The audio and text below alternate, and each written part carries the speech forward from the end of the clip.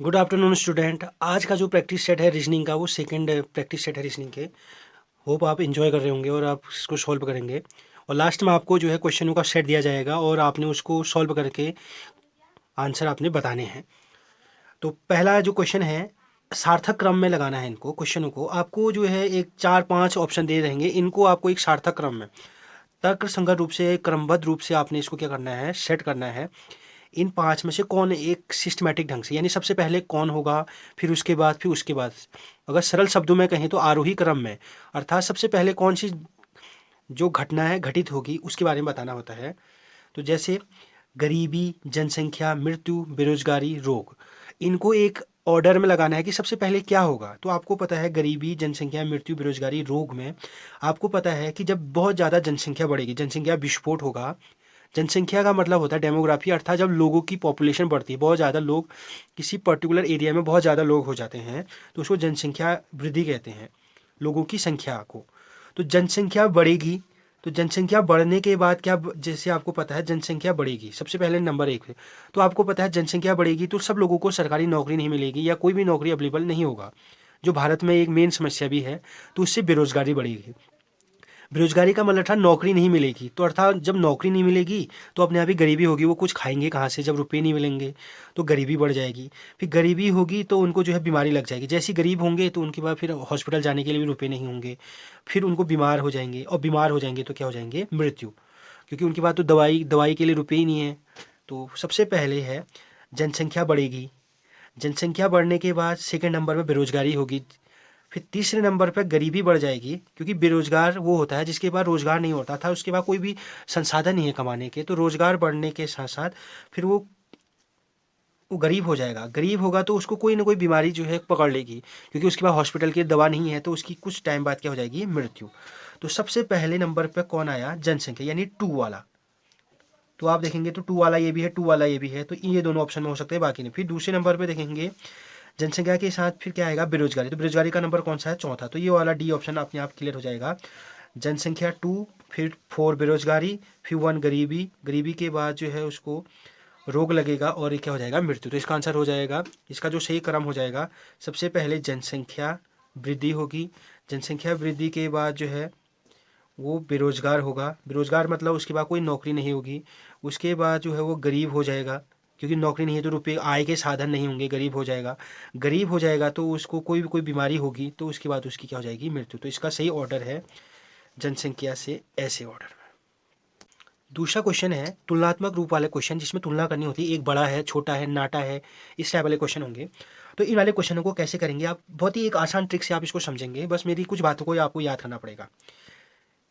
जिसके पीछे से लिखा होगा उसको जो है पहले लिखना है, तो जैसे सी से। और इसके लिए कुछ आपको जो है कुछ छोटी छोटी बातें याद रखनी पड़ेंगी। से वाले को पहले लिखना पड़ेगा, जहाँ पर भी पेजिस अल्फ़ाबेट के आगे से लिखा होगा, या राम नाम, कोई भी राम होगा या श्याम होगा, या कोई भी व्यक्ति का नाम होगा, या अल्फ़ाबेट होंगे ए बी सी, तो उससे से जिसके पीछे लगा होगा उसको पहले लिख देंगे। दूसरी बात, जो बड़ा होगा तो उसके लिए इस साइड बड़े का चिन्ह, इस साइड जो छोटा, आप पहले से जानते हैं, जिसकी साइड मुंह खुला होगा वो बड़ा, और उसके पीछे होगा तो वो छोटा हो जाएगा, इतना आप ध्यान देंगे। तो आपको फिर इक्वेशन बनानी होती है। पहला क्वेश्चन पढ़ेंगे आप सेंटेंस एक एक करके। ए बड़ा है सी से, ए जो है बड़ा है सी से, तो सी से कहा है तो सी को पहले लिख देंगे। इससे आपको बिल्कुल भी गलती नहीं होगी, गारंटी देता हूं अगर आपका गलत हो गया तो।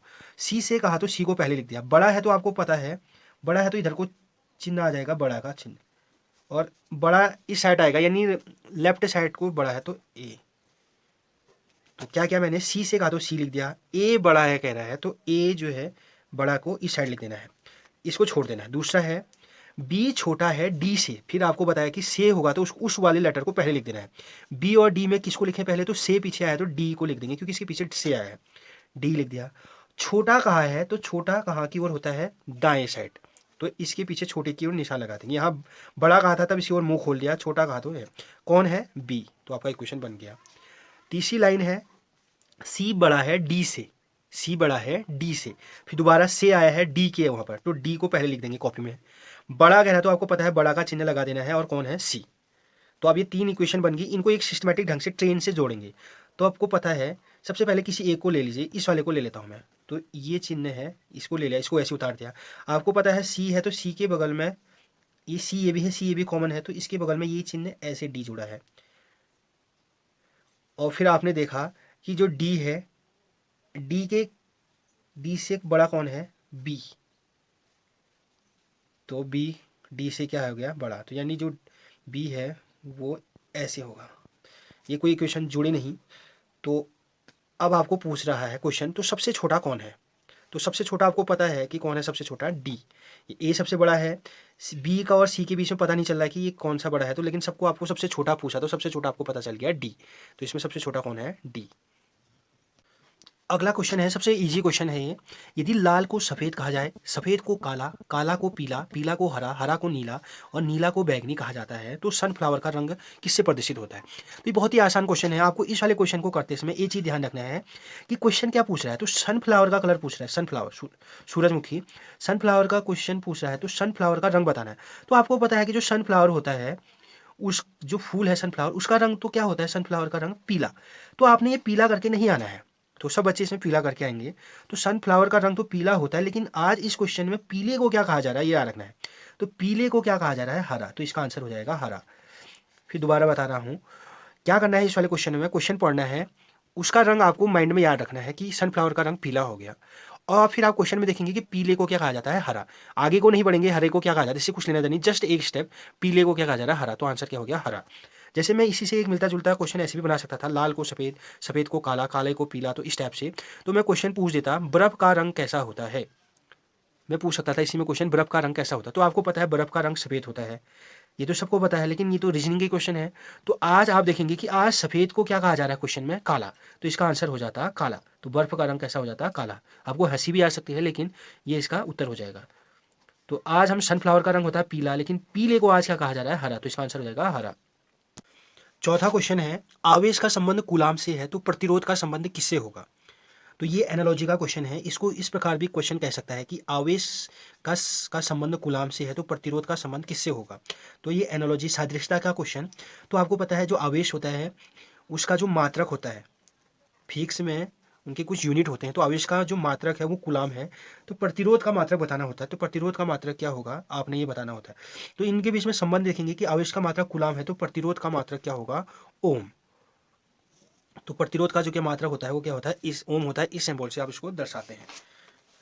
अगला क्वेश्चन है, जो पांचवा क्वेश्चन है, 2:20 पर दोनों सुइयों के बीच कितने का कोण बनेगा। तो ये जो है हर एक पेपर में ये वाला क्वेश्चन आता है, 2:20 या किसी भी टाइम देगा तो उनके घंटे और मिनट की सुइयों के बीच कितने का कोण बनेगा, ये आपको बताना होता है। तो मैं इसको, आप इसको 2 सेकंड में इसको हल कर सकते हैं कि कैसे इसको करेंगे। तो आपको उसके लिए घड़ी बनाने की जरूरत नहीं है, इसके लिए एक फॉर्मूला याद करना है, 30h - 11/2m। आपको बस इतना सूत्र याद कर देना है, 30h - 11/2m, जहाँ h जो है हार है, यानी आर यानी घंटा है, घंटे की सुई है, और m जो है मिनट है। अर्थात जितने बजे होंगे उतने घंटे हुए होंगे, और जितना, जैसे 2 बजकर है तो इसमें 2 बजे हैं, तो यानी जो h की वैल्यू है वो 2 है। मिनट m कितना है इसमें, 20। जैसे वो क्वेश्चन कहेगा 4:40, तो h की वैल्यू कितनी आ जाएगी, 4, और m की वैल्यू कितनी आ जाएगी, 40। अगर वो कहेगा 6:50, तो इसमें h की वैल्यू 6 आ जाएगी, m की वैल्यू कितना रख दोगे, फिर इस सूत्र में रख देंगे। तो सूत्र 30h - 11/2m। तो फिर आप क्या करेंगे, 30 ऐसे ही रखेंगे, h की वैल्यू कितना है, 2 बजकर कह रहा तो इंटू 2, बीच में माइनस का चिन्ह है, 11/2m। m की वैल्यू कितनी दी है, 20, तो यहाँ पर 20 से कर देंगे। अब इसको काट देंगे, 2 10 जा 20, ये 2 से 20 कटा 10 बार, तो 32 जा 60 माइनस 11 10 जा 110। ये अंतर है, घड़ी में माइनस तो आता नहीं है, तो इनके बीच का डिफरेंस है। तो 110 में से आप इसको उल्टा भी लिख सकते हैं, 11/2 माइनस 30 भी लिख सकते हैं। तो इसको घटाना है आपने, तो 110 में से 60 घटाएंगे तो कितना आ जाएगा, आंसर 50। समय माइनस में होता नहीं है, तो आप इसको, तो इसका आंसर कितना आ गया, तो उसके बीच का जो कोण होगा वो कितना होगा, 50 अंश, 50 इसका आंसर आ जाएगा। तो आपने क्या करना है, 30 रखा, और इसकी जगह h की जगह 2 बजकर तो 2, 3 बजकर होता 3 लिख देते, माइनस 11/2 m की जगह 20 मिनट, 2 से कटा, 32 जा 60, 11 10 जा 100, इसमें से इसको घटा देंगे या इसमें से इसको घटा देंगे, जो बड़ा होगा तो इसका आ गया 50 डिग्री, इसका जो कोण होगा उनके बीच में, घंटे और मिनट की सुइयों के बीच का कोण। इस क्वेश्चन को ऐसे भी कह सकता था वो, 2:20 में दोनों सुइयों का मतलब घंटे और मिनट की सुइयों के बीच का कोण बताइए।